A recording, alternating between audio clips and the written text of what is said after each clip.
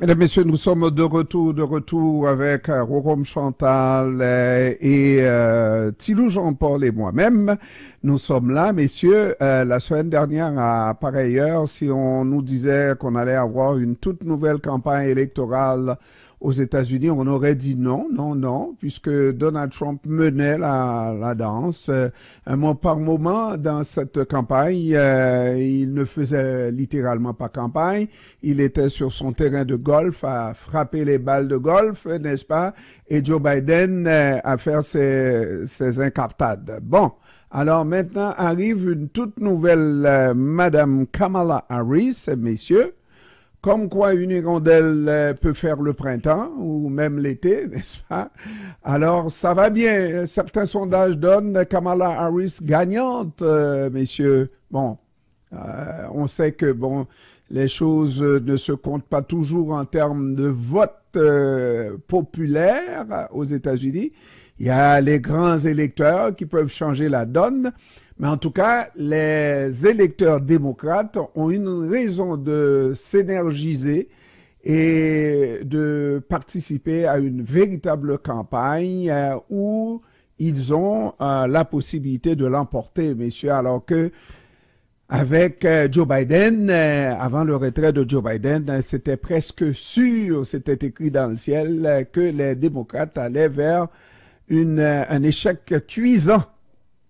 C'est vrai, sauf que, Maître Pierre, l'issue de l'élection présidentielle américaine, l'issue d'une élection présidentielle aux États-Unis, quel que soit ce qu'en disent les sondages, se décide en novembre. Et cette élection présidentielle se tiendra le 5 novembre prochain. Même, je dis tout ça, pour souligner, mentionner que même avec Joe Biden, même si certaines conditions lui étaient défavorables, on ne pouvait pas déjà vendre la peau du loup avant de l'avoir vraiment capturé. Donc aujourd'hui, c'est vrai qu'il y a un renversement de la situation parce que tout d'abord, le plan des républicains était conçu pour se battre contre Joe Biden, dont on connaît le bilan, qui était diminué physiquement, sur qui des questions persistantes se posaient par rapport à sa capacité cognitive. Aujourd'hui, le renversement de la situation réside dans le fait qu'aujourd'hui, c'est Donald Trump qui fait l'objet de ces questions persistantes parce qu'en face, il a Kamala Harris qui est en dessous de la soixantaine, vice-présidente, mais qui a su, depuis l'annonce du retrait de Joe Biden, et avant même qu'elle ne soit désignée officiellement par l'establishment démocrate, qui a su rallier tous les ténors du Parti démocrate, parmi ceux-ci, y compris quelques grandes figures qui elles-mêmes pouvaient être candidats, des hommes, des sénateurs. Eh bien, rapidement, ils ont annoncé qu'ils se sont ralliés derrière Kamala Harris. Et la dernière grosse pointure à le faire, c'est Barack Obama. Ce sont les Obama qui, dans une mise en scène spectaculaire, il y a tout juste 48 heures, ils ont annoncé appel téléphonique, Kamala Harris qui fait de recevoir un appel dont elle n'était même pas au courant, et sous les caméras, eh bien, ce sont les Obama, Barack et Michelle qui annoncent à Kamala, nous vous supportons et nous allons tout faire pour vous accompagner dans ce processus électoral jusqu'à la Maison-Blanche et nous ne pourrions pas être plus fiers de vous. Mais aussi, Maître Pierre, depuis l'annonce de Kamala Harris comme probable candidate démocrate, elle n'arrête, sa campagne n'arrête de collecter des fonds d'un montant incroyable. Samedi et dimanche, 126 millions de dollars. qu'est-ce que cela signifie, Maître Pierre, en termes de au sens de la campagne électorale? Des moyens énormes que sa campagne pourra investir dans les quelques grands États hésitants, ce qu'on appelle les swing states, puisque aux États-Unis, ce que nous devons expliquer à nos auditeurs et à nos éditrices, il y a des États qui sont des États acquis d'avance, soit à la cause démocrate, soit à la cause républicaine, où les candidats respectifs n'ont même pas besoin d'aller faire campagne. Par exemple, un candidat républicain n'a même pas besoin d'aller perdre son temps à New York, qui est déjà acquis à la cause démocrate. Donc, l'issue de l'élection se décide véritablement dans ces États pivots, dits swing states. Donc, pour cela, il faut disposer de ressources financières importantes et Kamala Harris est en train donc d'avoir ces ressources. Je finis, Maître Pierre, pour dire que dans une élection américaine qui est très théâtralisée, n'importe quel événement peut subvenir qui remet en question l'annonce, en fait, l'avance d'un candidat, d'une candidate. C'est pourquoi, même si aujourd'hui Kamala Harris a le vent en poupe, il faut quand même se garder de vendre la peau de Trump avant qu'on lui ait mis la main au collet. Oui, Tilou Jean-Paul. Oui, alors je remercie le professeur Chantal de nous avoir rappelé ces images de l'appel des Obama à Kamala Harris. Ça rappelle quand même, pour ceux qui l'auraient oublié, que les États-Unis restent le pays du cinéma et de la mise en scène. De Hollywood, c'est le pays Oui, de Hollywood. le pays de Hollywood. Mais par rapport à cette campagne, moi, ce renversement de situation, ce qui me réjouit, je peux dire vraiment, c'est que la campagne prend une toute autre tournure. Je te rappelle, Pierre, je me plaignais que la campagne se tournait autour de personnalités au lieu que ça se passe autour de programmes et de projets. Eh bien, justement, les républicains sont en train de payer leur campagne axée sur la personnalité de Joe Biden, qui était trop âgé, son état de santé et tout. S'ils avaient un discours basé sur un projet qu'ils dénonçaient ou sur des programmes, le discours aurait été le même, que ce soit Biden ou Kamala Harris, puisque Kamala Harris n'est que la vice-présidente de M. Biden. Mais le fait que ce discours ait été axé sur la personnalité de M. Biden, une fois que cette personnalité n'est plus là, ben, il se retrouve carrément muet. Ils doivent totalement changer de stratégie. Moi, ça me réjouit et j'espère que les leçons seront tirées et que les deux camps, je ne suis pas pour l'un ou pour l'autre, mais que les campagnes se fassent vraiment sur les vrais sujets qui concernent la vie et des citoyens. Et puis, dernière chose, c'est que les sondages, même ce renversement qui illustre des sondages qui donnent Mme Harris en meilleure position que M. Biden actuellement, mais ce renversement illustre justement que les sondages, il faut faire attention parce que dans les sondages, on n'avait pas vu venir. On disait même que Mme Harris serait plus facile à battre. Donald Trump le disait lui-même, que Mme Harris serait plus facile à battre que Joe Biden. Je pense que maintenant, il doit s'en mordre les doigts et qu'il aurait vraiment préféré que Joe Biden ne désiste pas parce qu'il était en meilleure position lorsque Joe Biden était encore candidat. Pierre, rapidement, deux petits points. Maître Pierre, je ne sais pas si je serais d'accord avec mon ami Tilou pour dire que les républicains n'ont pas de campagne. Les républicains n'ont pas de programme. Les républicains ont un programme dont on connaît les grandes lignes et il y a même des lobbies qui ont préparé un document de plusieurs centaines de pages que Donald Trump a dit, auquel Donald Trump a dit qu'il n'était pas associé, mais que curieusement, on retrouve en partie dans les points qu'il défend, que ce soit sur l'économie, je ne vais pas aller dans les détails, que ce soit sur les valeurs conservatrices qu'il se propose de promouvoir. L'immigration surtout.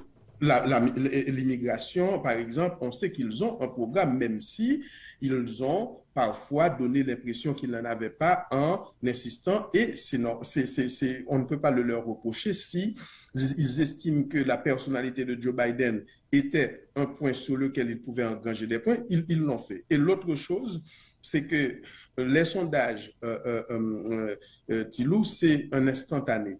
le fait que des sondages donnent aujourd'hui Kamala Harris gagnante, c'est si les élections étaient organisées aujourd'hui même. Donc, ça peut évoluer, les sondages fluctuent. C'est pourquoi, dans une semaine, dans 2 semaines, on pourrait avoir une idée complètement différente. Alors, savez-vous Oui, quoi, messieurs? Moi, la chose... Je remercie M. Chantal pour ces précisions, mais on est d'accord. Hein. Je ne disais pas que les républicains ou même les démocrates n'avaient pas de programme. Je sais qu'ils en ont. Il y a le dossier de l'avortement.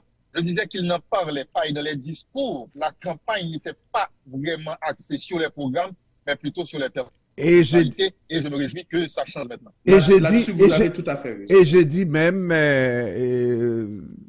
on l'a vu que Donald Trump ne faisait pas campagne à un moment donné parce qu'il n'y avait pas d'adversaire en face là. Tu sais, quand il jouait au golf. Mais maintenant, ça va prendre le bâton de pèlerin. Moi, là où, lorsqu'on pensait que Kamala Harris pouvait remplacer le président Biden, on a commencé à se dire, mais quelle sera l'attitude de Kamala Harris dans ce dossier extrêmement embarrassant pour le camp démocrate, le camp au pouvoir.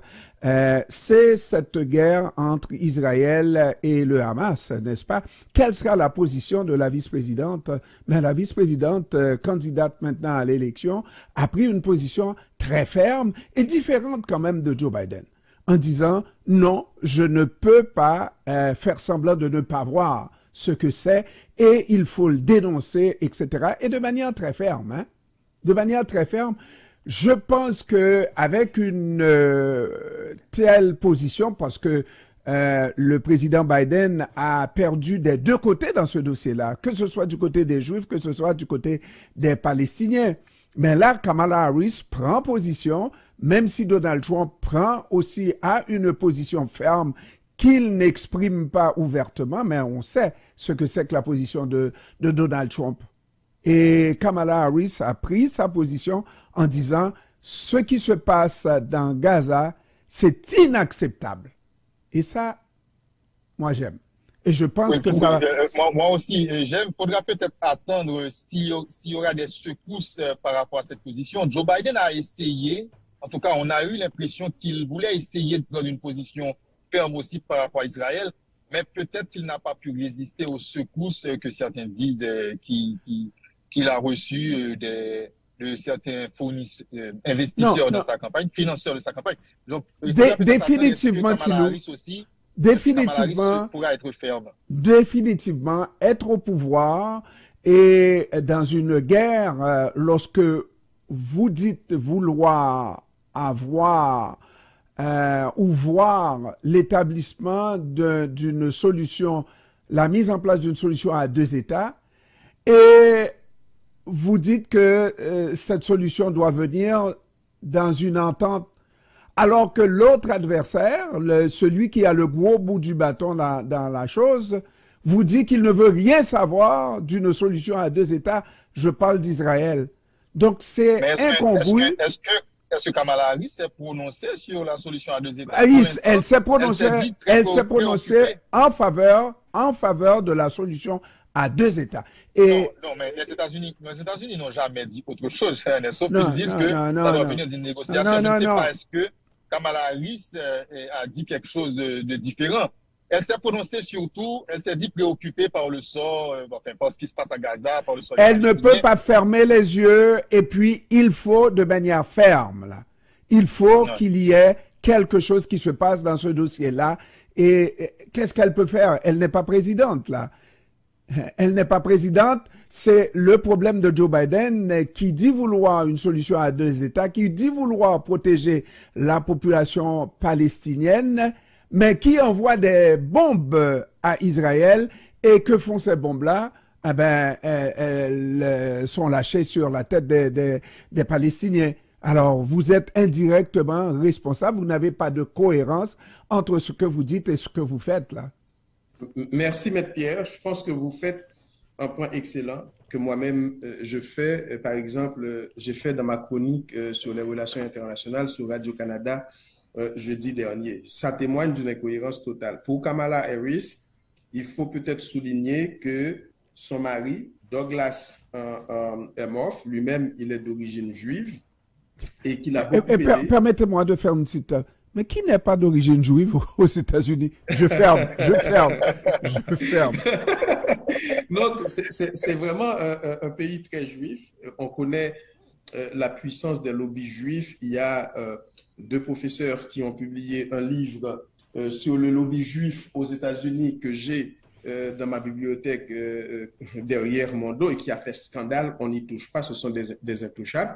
Alors, j'ai mentionné le nom de Douglas Emhoff, le mari de Kamala Harris, qui est d'origine juive, qui a beaucoup aidé l'administration Biden dans la lutte contre l'antisémitisme aux États-Unis. En ce qui a trait à Kamala Harris, il faut la créditer d'une position beaucoup moins ambiguë vis-à-vis de Benjamin Netanyahou, non seulement lorsqu'elle aborde la question du désastre humanitaire dans l'enclave palestinienne, donc à Gaza, et de la position qu'on doit tenir vis-à-vis de Benjamin Netanyahou. Alors, aux États-Unis, Thilo, tout le monde n'est pas pour une solution à deux États. Il y a les sionistes qui sont, si vous voulez, opposés à la création d'un État palestinien.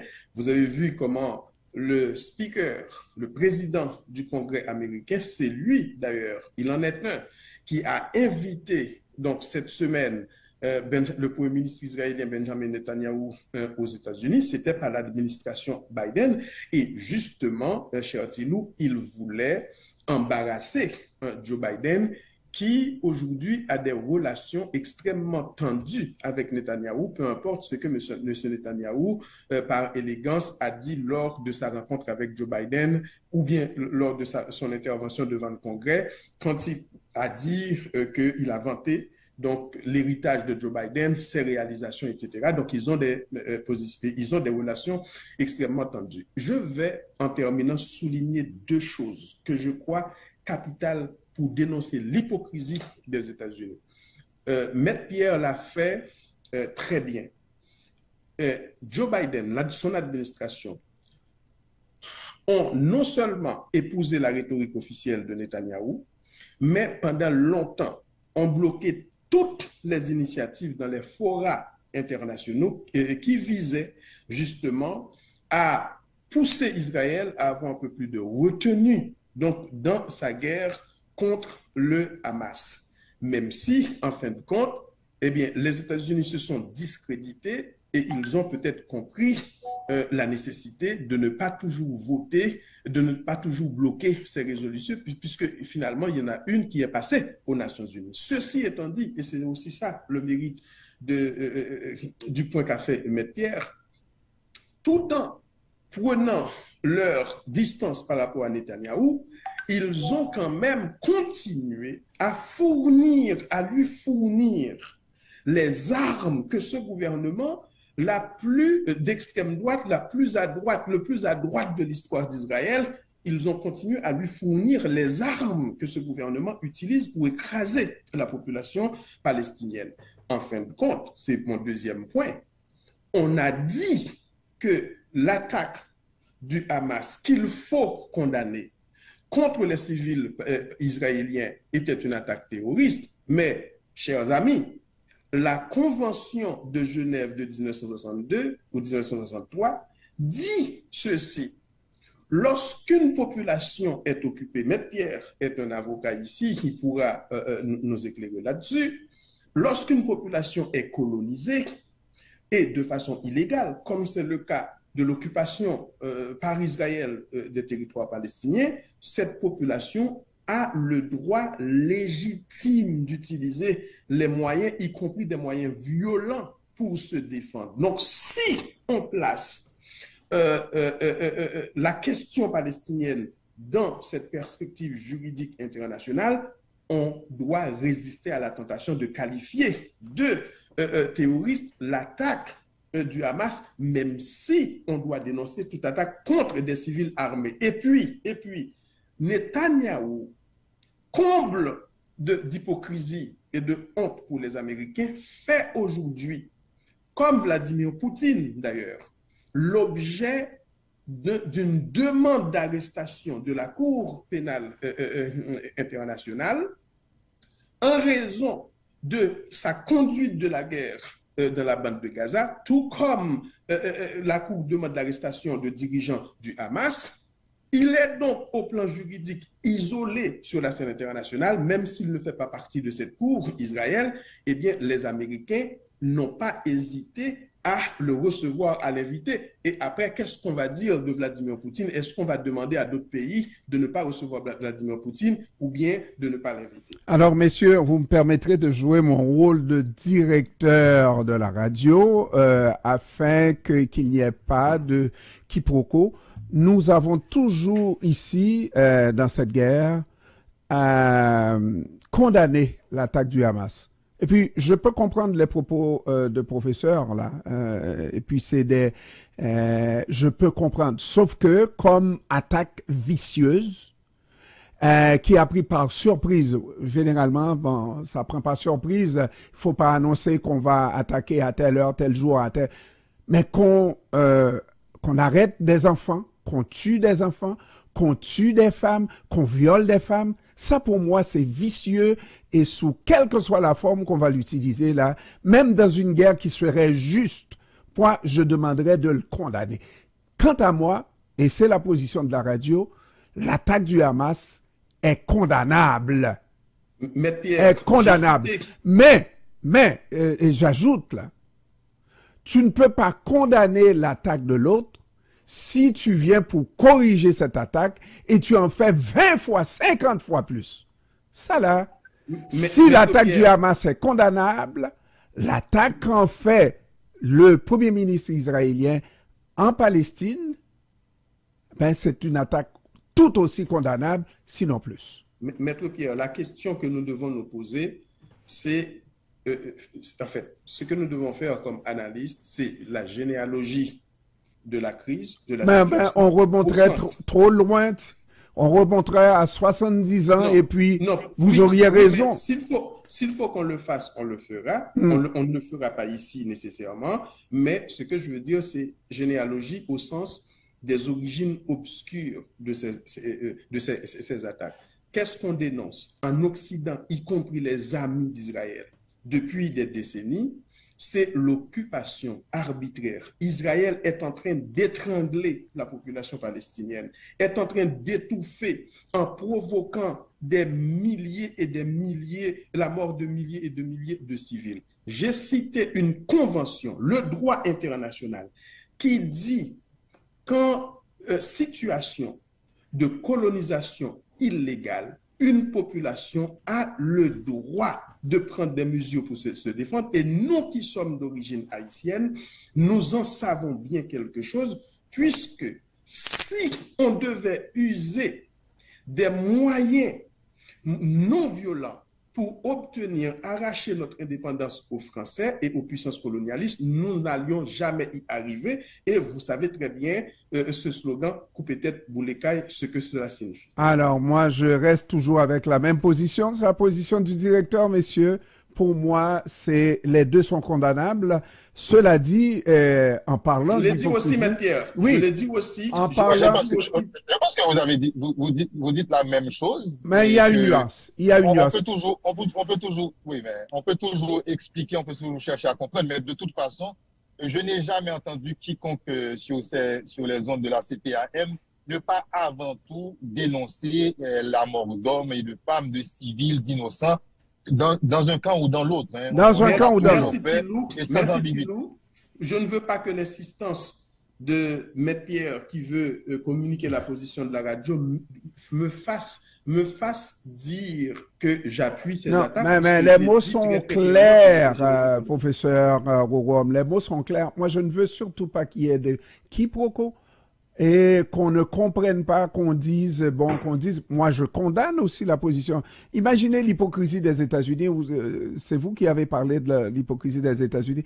Vous envoyez des armes aux Israéliens et vous envoyez du pain aux Palestiniens et vous voulez qu'il y ait deux États qui vivent côte à côte. À combien se réduira l'État palestinien? à la fin de cette guerre. Là, on est rendu à 30 000 morts, hein, presque 30 000 morts. Non, non, près de 40 000 morts, M. Pierre. Est-ce qu'on est rendu à 40 000 morts déjà dans cette guerre? Bon, alors Oui. là, il est temps qu'on fasse autre chose. Messieurs, on doit faire la pause commerciale de l'heure cette fois-ci. Au retour, on va parler d'Haïti. Il y a des choses intéressantes en Haïti aussi, hein.